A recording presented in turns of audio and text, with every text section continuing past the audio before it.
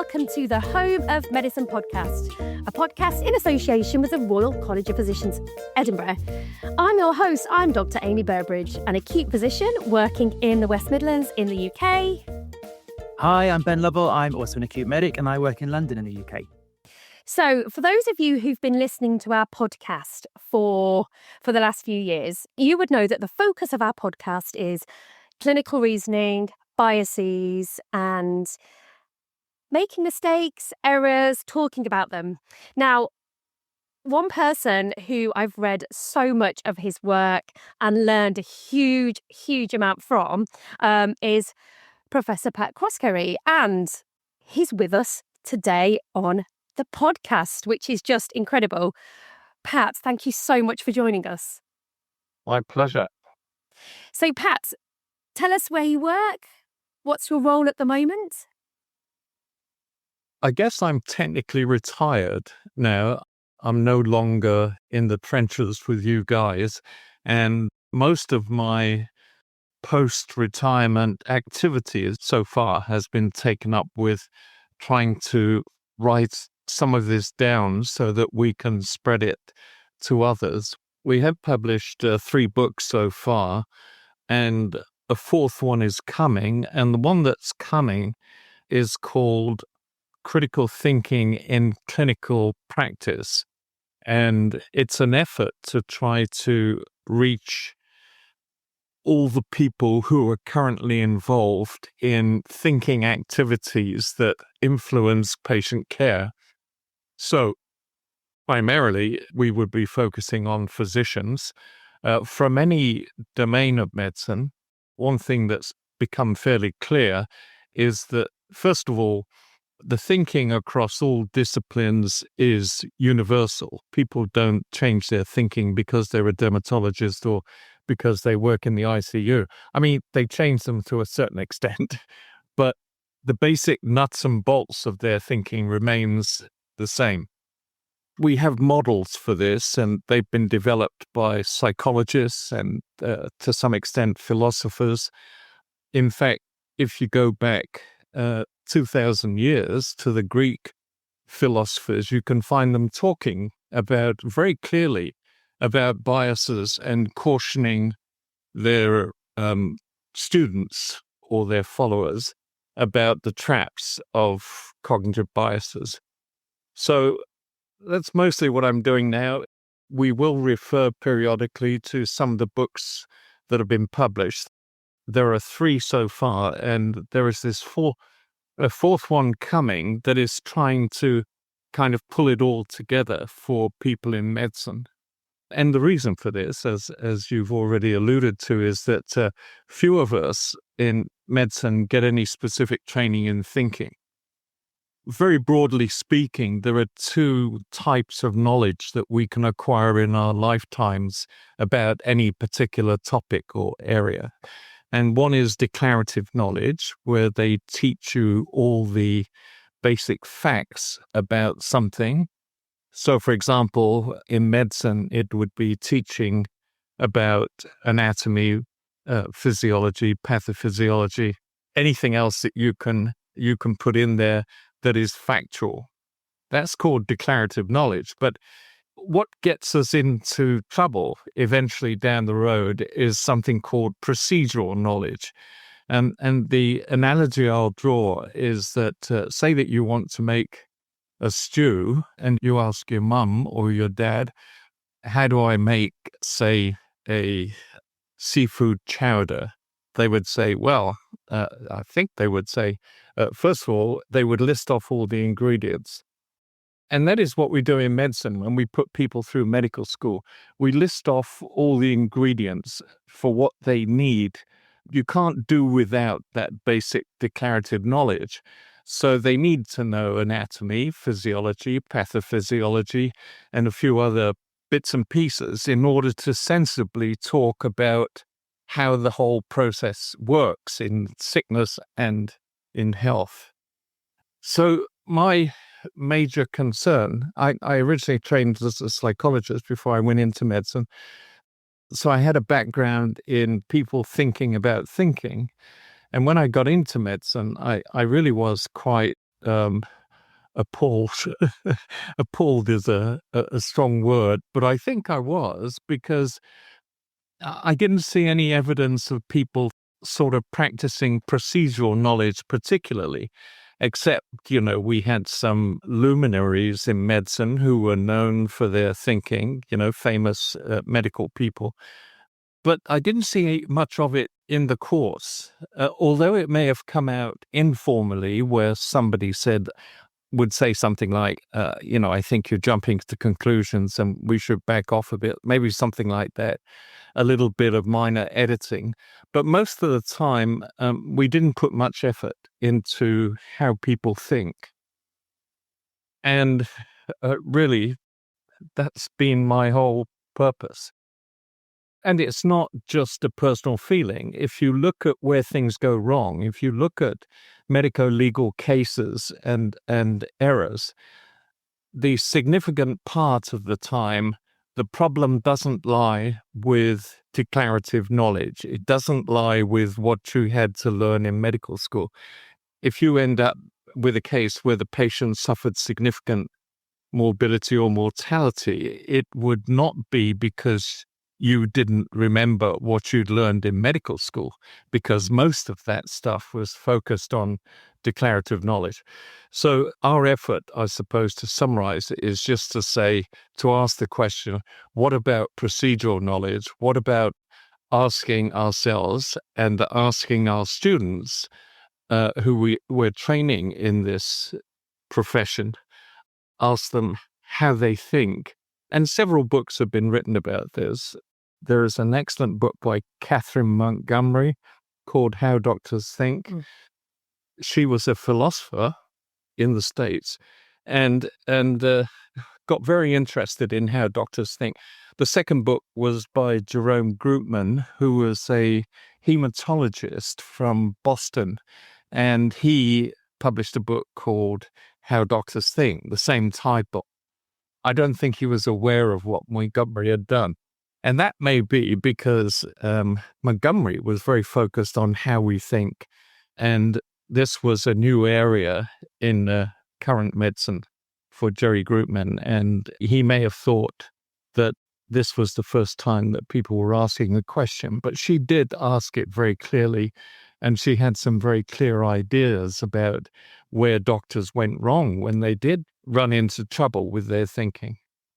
So you can ask these questions, but you've also got to answer the questions. And the questions are centered around, how do you think? How do doctors think? How does anybody think?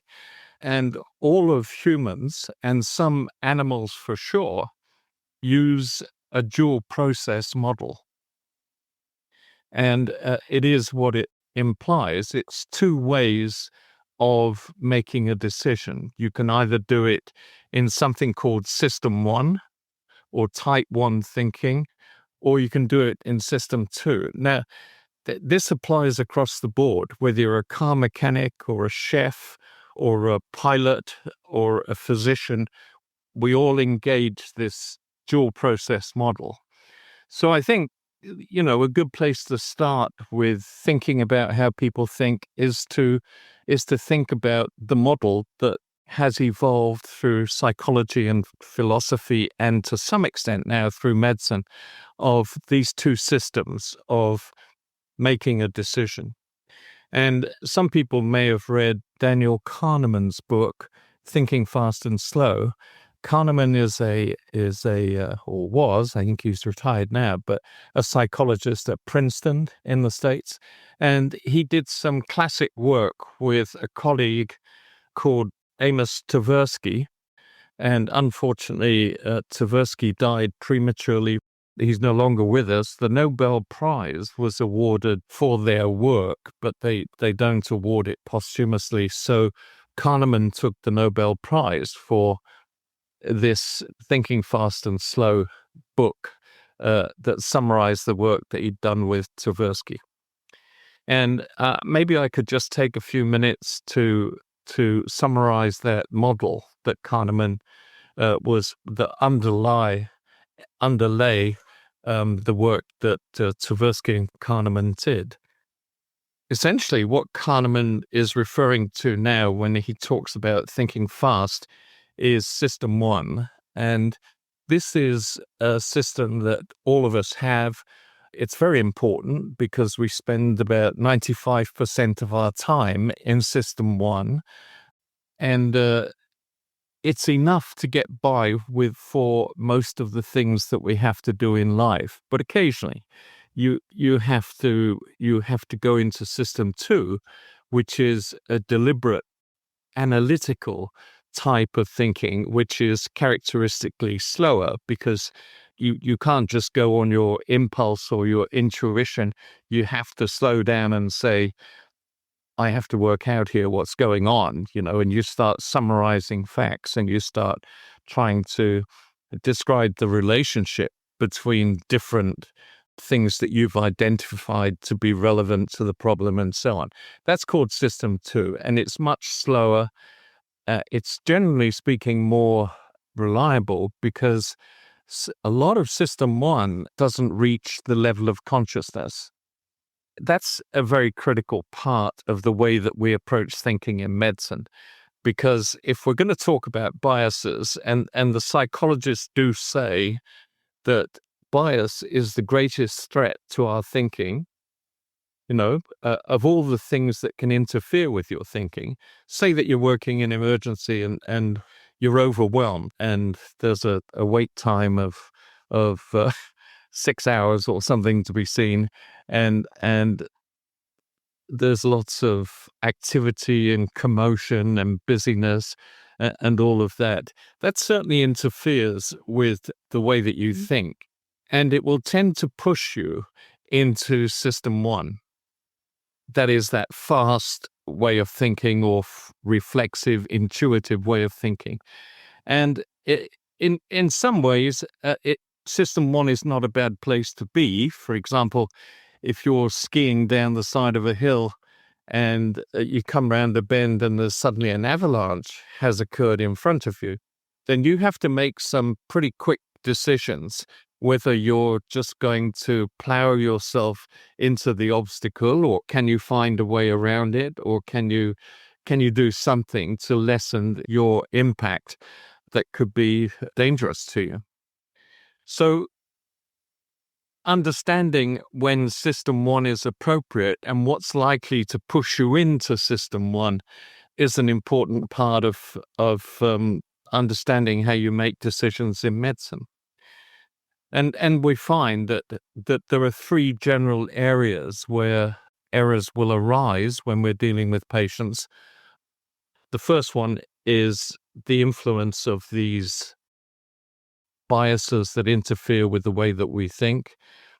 The second one is the conditions under which we work, and some of the conditions today in emergency departments, for example, are just horrendous with the wait times and what it does to people and patients and the people who work there. And then the third area is actually knowledge deficits, that people simply don't know enough about what they're dealing with. That gets back to the declarative knowledge. But usually in medicine, if we get to a point where we don't know enough, we tend to refer the patient to a specialist who knows more than we do. So you can deal with a knowledge deficit fairly easily. You can deal with bad working conditions to some extent. You could say, we need bigger departments, or we need more personnel, or we need to give people more rest, or whatever. You can think of solutions to the poor workplace scenario. But the third scenario, we make biases and we have failures in the way that we think, those procedural errors. You pretty much have to learn about how we think and the biases that we make. You have to understand that process in order to deal with it. That's not surprising. So we start off with medical students at Dalhousie here in Canada. We teach them the sort of nuts and bolts of the dual process model. What's involved in Kahneman's fast and slow thinking? That model is called the dual process model.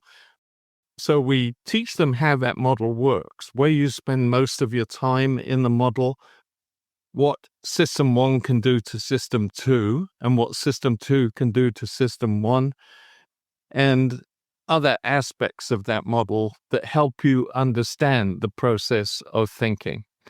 And because this particular podcast is aimed at biases, you would want to know a lot about system 1, because system 1 is where most of those biases are. I should start by saying biases generally have a negative reputation. People don't think very highly. Or if I say to a colleague, I think you're biased on this. Bias implies some sort of fault in reasoning, some negative attribute that is undesirable. That's a little bit unfair to biases, because biases can actually help us in some ways. Certainly, they can allow us to make extremely fast decisions when we need to under adverse conditions. So in some ways, biases give us a certain flexibility. It's a bit like if you think of a lawn bowl, where you have a spherical ball that is used by people on very nice lawn surfaces, and essentially they want to get us, I don't know the rules of bowling, but essentially they want to get as close as possible to the little white ball up the other end of the green. Now, if that bowl is perfectly spherical and round, then if you roll it, it will go in a straight line. And that's all the bowl will do. But any self-respecting lawn bowler will tell you that the bowls have various biases built into them, which allows them to go in more than a straight line. So, for example, I could pick up a ball that has a bias in it that says, when you release me, I'm going to veer to the left, or another one that says, I'm going to veer to the right. And this allows you to sort of come at the little white ball that you have to get close to. It allows you to adopt a curved trajectory to get there through this built-in bias. And so there are ways of using bias to help you. I'll give you a quick example. Most psychiatric patients in the emergency, in A&E, the emergency department, most psychiatric patients will have a bias against them. As soon as you say, I have this schizophrenic patient who, as soon as you say schizophrenic, you've introduced the bias. Or I have a bipolar patient here, or I have a whatever. The psychiatric patient automatically introduces a bias, and not surprisingly, throughout medicine, psychiatric patients do not receive the same quality of care as a non-psychiatric patient, right? It's a simple fact. You can show that psychiatric patients, if a psychiatric patient is coming in with chest pain, the psychiatric patient fares less well than the non-psychiatric patient coming in with chest pain, right? And so we know that this bias is actually harmful to the safety of those patients. So there are certain things you can do. You can say, for example, okay, if this patient is identified as psychiatric, or it emerges that they have a psychiatric history during the history taking, then I can do certain things to make sure that I don't commit the usual errors that are made on psychiatric patients. So, for example, I might take a more thorough history, or I might do a more thorough examination, or I may clarify some things and just make sure I've understood them fully from the patient. So you can use the bias to say it will make me a more thorough diagnostician, something like that. So what's interesting there is I actually had a psychiatric patient who presented to the emergency department. I was a very young doctor, and he was schizophrenic, and he was confused. I assumed it was psychosis. So in the UK, we have a system where we section patients who have mental health problems, because I assumed his behaviour was all due to schizophrenia. He went to the psychiatric hospital the next day. I didn't do any investigations. And then he came back the next day and he had a large subdural hemorrhage. And I completely missed it. I'd been a doctor for about a year, but it stayed with me. And I always ask myself why. I made the assumption that the schizophrenia was the cause of the presenting complaint. And I completely stopped thinking. Right. So that is exactly the error that I'm talking about. So the strategy for debiasing yourself is to say, to explicitly say to yourself, this is a psychiatric patient. This patient has an increased likelihood of having something missed or having substandard care. Therefore, I will do extra whatever to try to make sure that doesn't happen, and keeping that bias in front of me all the time. So that's a specific bias. It's called the debiasing procedure has various names. It's called debiasing or counter-biasing. But in effect, you try to reduce the chance that some error will be made with that patient because of some implicit assumption that you've made. And most of the time, our implicit assumptions are okay. But in certain cases, there is a litany of horrendous things that have been missed in psychiatric patients. And so we can do something about bias in that particular case by rebiasing ourselves to do a more extensive examination, a more extensive history, and maybe ask a few more questions than you would otherwise ask. So that's an introduction to debiasing. The other thing I could do is just outline some of the features of that dual process model. So far, we've got two systems. We've talked about two systems. One gets you to the answer very quickly, that's thinking fast, and the other one is more slower. And so you should also know that almost 95% of our time we're in the fast system. Okay? So the idea being here that the more you understand about that dual process model, the more you will be able to anticipate some of its properties and when things go wrong. Most of the shortcuts in our thinking occur in System 1.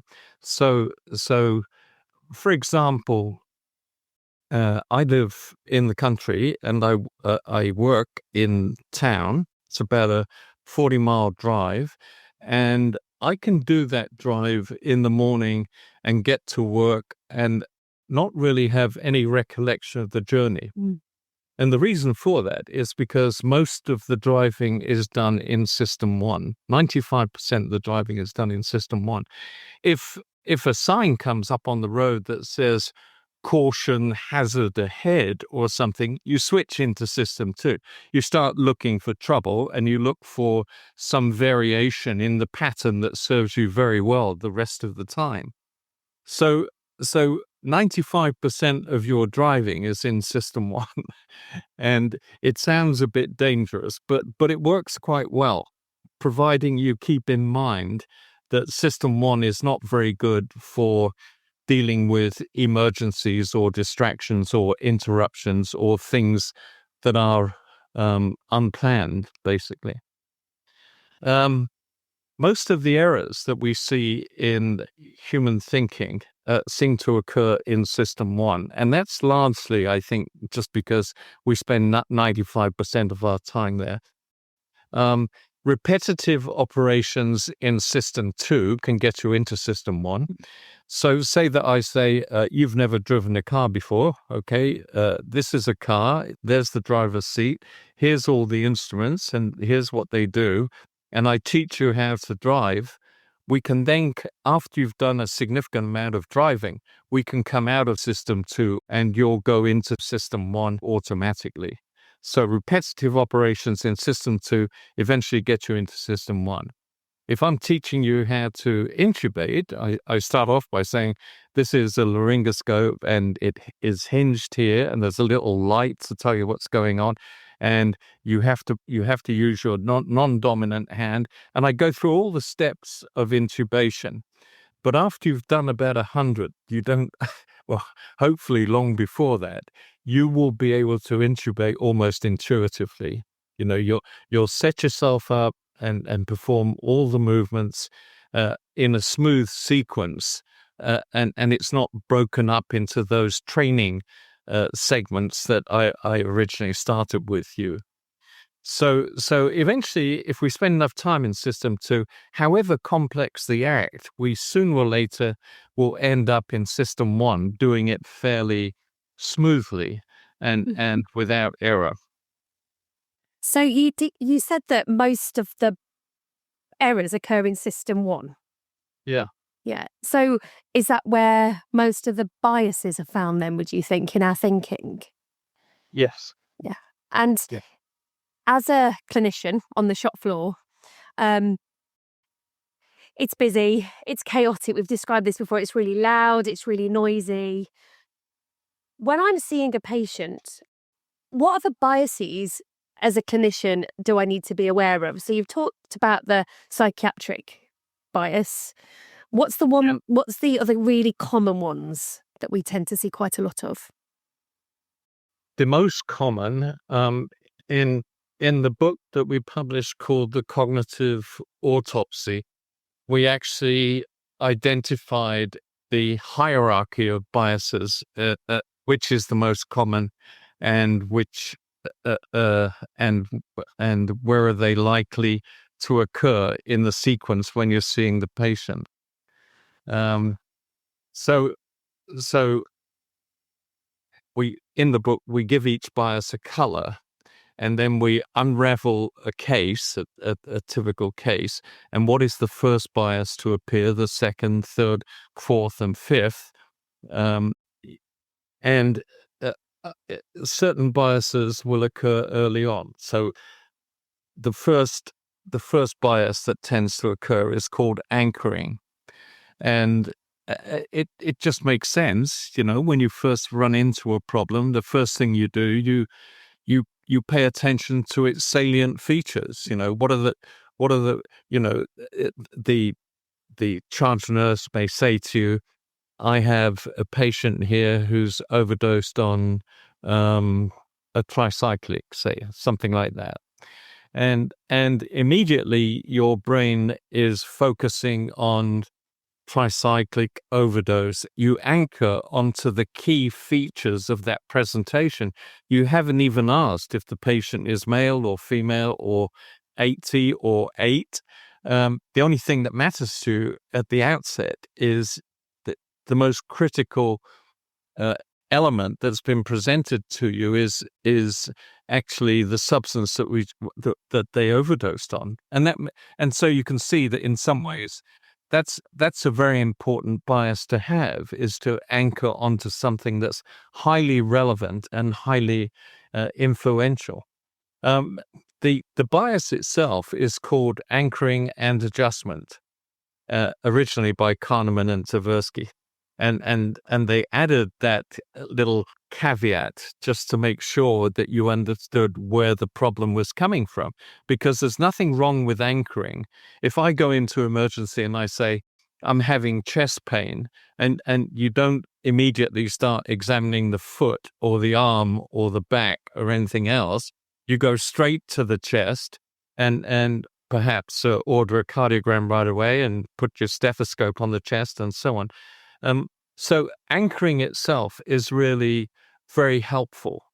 But the problem is that you have to be willing to make an adjustment if other information comes into you that says, you know, the patient may say, they may start off by saying, I have some chest pain.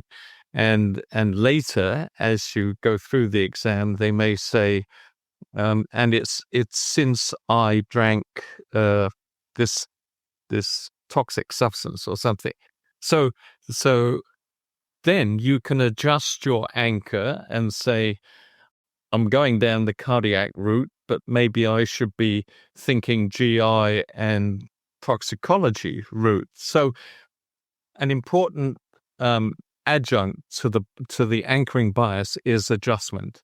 You must be prepared. If you want to use anchoring well, you must be prepared to keep adjusting as other information comes in. There's nothing wrong with anchoring. In fact, anchoring is the right thing to do, but it's not the right thing necessarily to stick with. So anchoring is a very common bias. What might happen, of course, is that when the patient says, and by the way, I've had this chest pain since I ingested this substance, and the clinician, maybe me, says, yeah, we're not dealing with that now, but just get back to the chest pain, and that's not relevant, and then discounting it because I've moved on to another bias. I can't remember if that's confirmation or ascertainment bias, where I'm starting to discount things that don't fit into my neat anchor already, and sort of discarding new information that comes on because it's cluttering up my thinking process, and then I can potter off down the wrong diagnostic pathway like that. That's right. And that's exactly what we'd like people to do. We'd like the clinician to be kind of monitoring themselves and what sorts of biases they may be vulnerable to as you go along. And it's not a tall order. You can teach people the top 20 biases. You can teach them how they work and where they're likely to occur, anchoring very likely to occur early on. And it is really a great endpoint to have the clinician monitoring what they're doing, monitoring what they're thinking, and that is called metacognition, and it's also called reflective thinking. But thinking about what you're thinking, and if you have a clinician like that. And we did some exercises with medical students where we asked them to identify the particular bias that might be influencing them at particular points, and that is quite a useful exercise as well. And I went to M&M rounds. Do you have M&M rounds? Yeah, We do, yeah. Yes. I went to one in Boston at Harvard, and the case was presented in this way. The presenter said, "This is a 27-year-old patient who came in with chest pain, say." And almost immediately, their practice was to try to identify the biases that as you went along. So it was a kind of running commentary on the various biases that may have been relevant to the case. And I thought it was very useful exercise. A lot of the time, we simply don't have the time to do that, and we just want to get on and go for where the money is. But that's got to do with how busy you are and why biases go up when you're very busy. There is less opportunity to be thoughtful and to be mindful and to be reflective and to practice metacognition when you don't have much in the way of personal resources. And I think we, as doctors, we make a diagnosis, like we set down the anchor, and then it's really difficult sometimes to accept that we're wrong. So you often see it written in notes or on the electronic patient record, the same diagnosis every single day, and it's not challenged because we don't like to challenge other clinicians. So, for example, if I saw a patient tomorrow and Ben had seen them today, I wouldn't really probably want to challenge him because of that sort of professional respect. But actually, I probably should, take a hit. Feel free. I was in system 1 mode the whole day yesterday. I've made tons of mistakes. Please do check my homework if you ever come round after me, Amie, on the wards. So, and I think it's really interesting because when people change my diagnosis, I'm like, oh God, I really messed up. And you really start to think and challenge yourself. And I think that is diagnostic momentum, isn't it? Where that diagnosis never changes. It gains momentum, but there's no evidence. And it just carries on and carries on and carries on.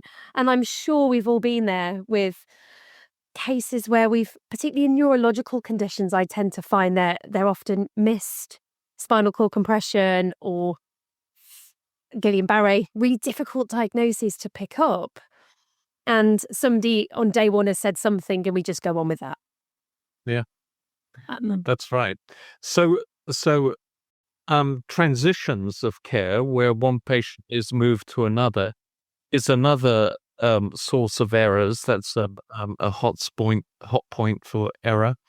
And you can't do this constantly because it's so cognitively demanding, but to keep challenging, to make yourself, what was the word they used to use for Richard Dawkins? He had a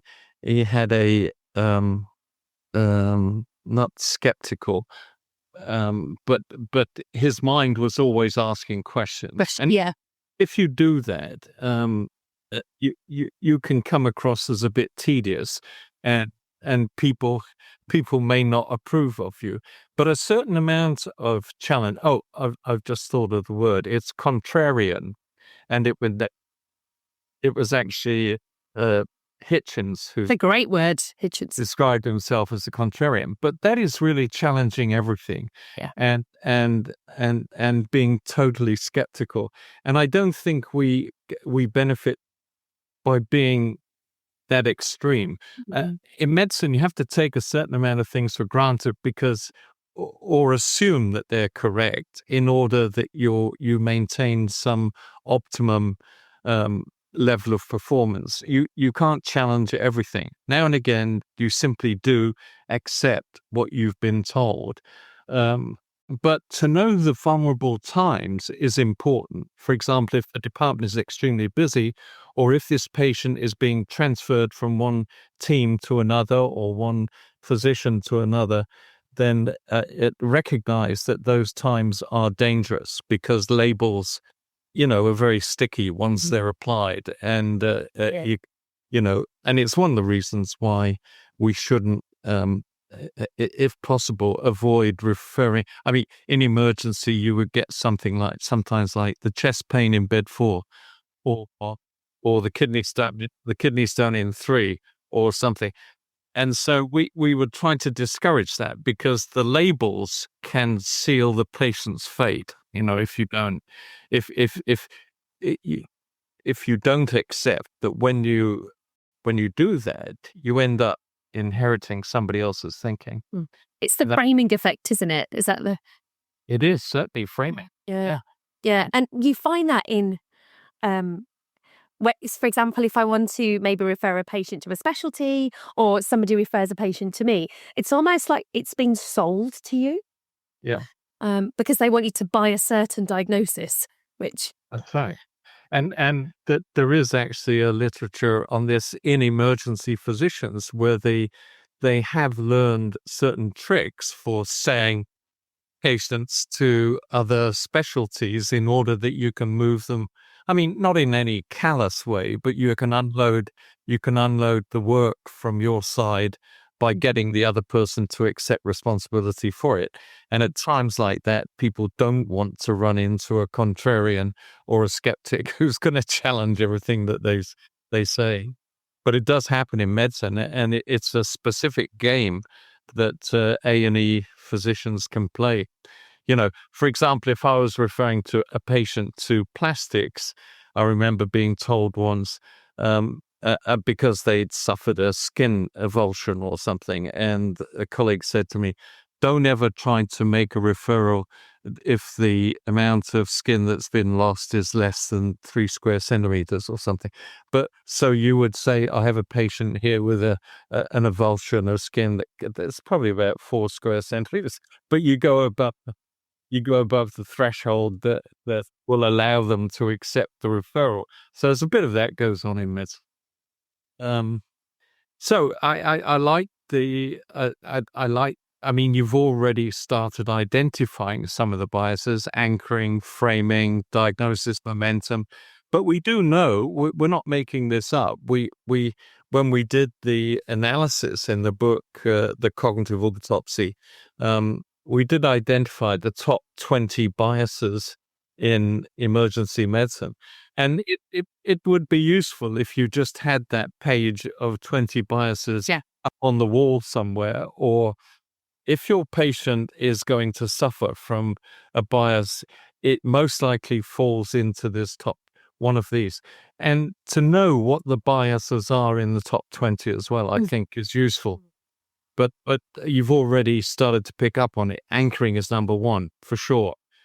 Ascertainment bias is up there, number 2 or number 1, seeing what you expect to see, and confirmation bias, and you can where we've developed this plot.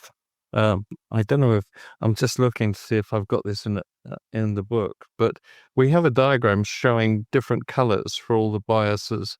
Yeah. And as they appear, oh, there it is. Yeah, I can see it. Yeah. And we did that to try and make the concept of bias more concrete, to say, this is what it is. This is where it tends to appear, and you should know the properties of it. If you are influenced by the bias, here's the sorts of things that are going to happen with it.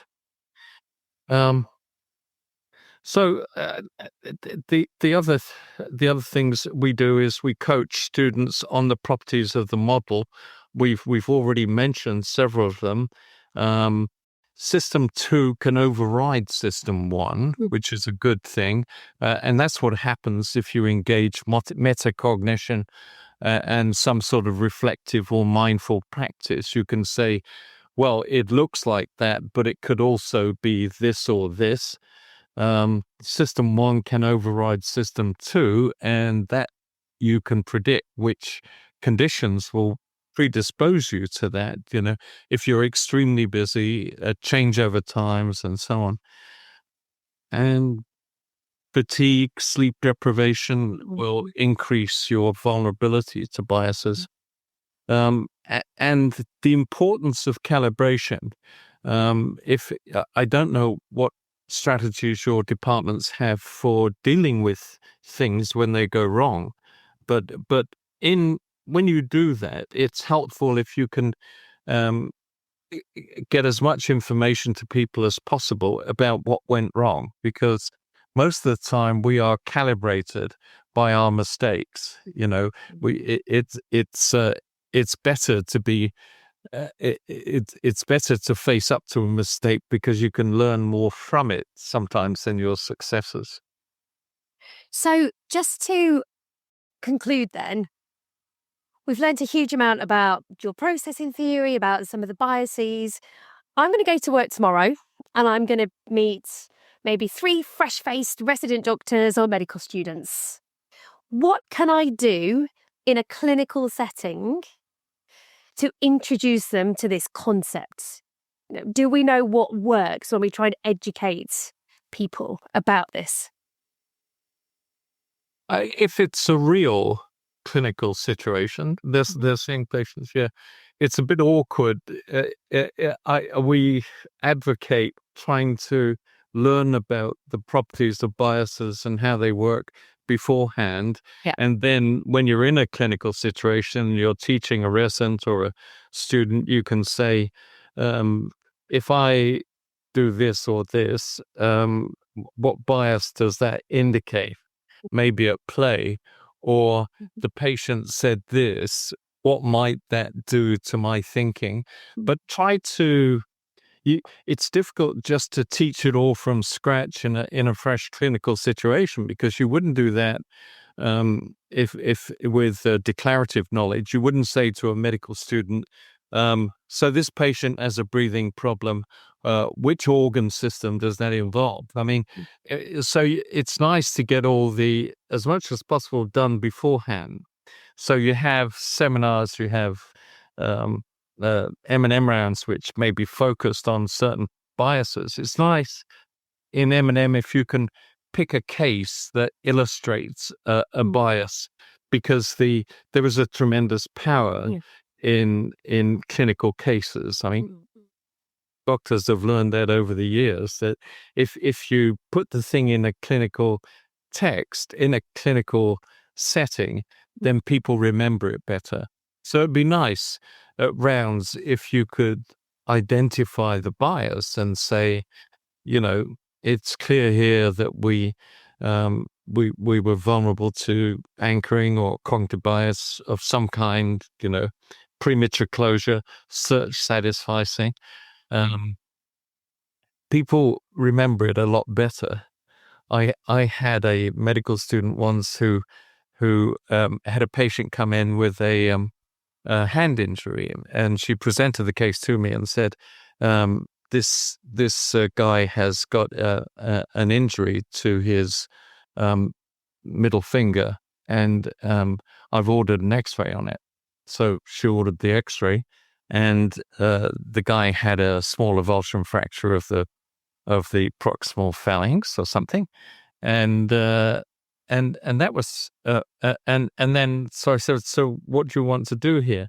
And she said, well, I think we should make this kind of splint and send him to a clinic and so on. And I said, no, the first thing you've got to do is look for the second fracture, because after the first fracture you've got a tendency to close off the search. That's called search satisficing, and it's a big problem in medicine. So she went back to the X-ray and she looked again and she found a second fracture. And she was just amazed and said, wow, there was a second fracture there. So I said, what do you want to do now? And she said, well, we'll get him to ortho clinic and so on. I said, no, what you do now is you found a second fracture. You go back and you look for the third. Because as long as you're finding fractures, then you can't call off the search. And in the end, she found 3 fractures in this guy's hand. And they were all minor, but they were all there and they were all relevant. I saw, the reason I mentioned her is I saw her about 2 months ago. And she said, she just went, search satisficing, right? She remembered that case. But search satisficing is a very powerful bias, because if we lose something, if for example, we lose our car keys, we go on a search for the car keys. And as soon as we find the car keys, we call the search off. We don't go looking for another set of car keys. We say, that's what I wanted. And we're reinforced for terminating the search after we found something. So it's a hard lesson to learn sometimes, but you do have to remind people that as soon as you find something, look for the other one. And there's so many good examples of it in medicine. I can remember one case where we got caught up in a lady came in with an empty bottle of aspirin and said, I took all of these. So, we immediately launched into an ASA toxicity, toxidrome treatment. And then she wasn't getting much better, and in fact, she was getting worse. And then her husband wandered in and said, she's done this before. And we say, yeah, we've discovered that she has taken a bottle of aspirin. And he said, yeah, did she tell you about these? And pulls out an empty bottle of tricyclics. So we'd called off the search as soon as we thought we were dealing with one toxidrome. But then suddenly our QRS intervals are all over the place, and we realized we had something else on our hands. So big bias in medicine is search satisficing, and give people examples of it and how they can be how they can occur across different areas of emergency medicine, like orthopedics in that case, to a toxidrome where you may be dealing with more than one problem, because nobody ever goes looking for a second set of car keys in real life. True. So, Ben, I'm going to come to you, and we've learned so much. What I want you to do, Ben, is give us 3 key learning points that our listeners can go listen to and go, right, yeah, absolutely. What have you taken away from that? Well, you might have warned me you were going to do that, Amy, but unfortunately, I was taking notes as you went through. Could see you taking notes, so I knew it'd be fine. Oh, you assumed I was taking notes. I did. You're a cat. No, I was taking notes. Yeah. So what have I written down here? anchoring itself is not a bad thing. No. It can guide you towards the right diagnosis in a pinch, but you need to be prepared to adjust your anchor. I've written that. We should call this episode of the podcast Anchors Away or something clever like Oh, I like it. Yeah. Yeah. I wrote down the next one and I might have spelt it wrong. Did you call it satisficing? How did you call that bias, Pat? It's a combination of two words, satisfy. God, I've forgotten the two words now. Oh, it wasn't just me then. It sounds like It's a really difficult word, isn't it? it's a difficult word to say. Yeah. I guess it ties in the premature closure bit. It's don't stop looking because you found one thing, because there are other things associated with it. And if you're still finding stuff, the search isn't over. So I've written that down. I probably could have phrased it a bit better than that, but that's what I wrote down. And you wanted 3 things. Then what else is in my scroll here? 95% of thinking is done in system 1. And that really makes me think, because not only do I come into work and I'm faced with, okay, Ben, you've got to see 30 patients. They're all in the corridor in A&E because of no space, and you've got to do it by 4 o'clock. There's a meeting then where we have a big, work out how big the disaster is. And simultaneously, I receive texts on my phone from the trust saying, alert, black alert, please discharge as many patients as possible. And I feel like these messages are basically saying, Ben, system 1 thinking only today, please. That's all you've got time for. And so I oblige. I'm an obliging person. And I do make very rapid decisions based on a combination of surface analysis and a little bit of gut and diagnostic momentum, hoping someone's done a bit of thinking before me. And I think mostly it goes okay. But I'm more and more aware of when I'm doing it, and there's a slight unease at bay when I'm doing it. So just writing down those differences between system 1 and system 2. If I were to say to the powers that be, hang on, slow down, I need to do some system 2 thinking here. There's something going on and I need to sit down and work it out. That's almost frowned upon, because it doesn't look like you're doing much. Me sitting there scratching my beard and drinking coffee and having a think doesn't look like I'm practicing medicine. And I try not to do it too much, but I think that's how I exhibit system 2 thinking sometimes. So that's given me something to think about as well. And I really like the sticky labels, because I think I've not ever thought about it like that before, but people come in and it's almost like they've got a label that they've got on their top that says ACS or gastric or migraine or something. And it's really difficult. That sticky label's really sticky. It's like stuck on with super glue. And I think it's really important that label should just be very lightly attached, and that we can easily take it off. And that includes labels like frequent flyer. Oh, yeah. One US department I was involved with had, for frequent flyer patients, they had a little airplane beside their name. I mean, that is terrible. I've just remembered the origin of search satisficing. It's a portmanteau of satisfy and sufficient. So you put the two together and you have satisficing. I am satisfied I have done sufficient work with this. Yep. Brilliant.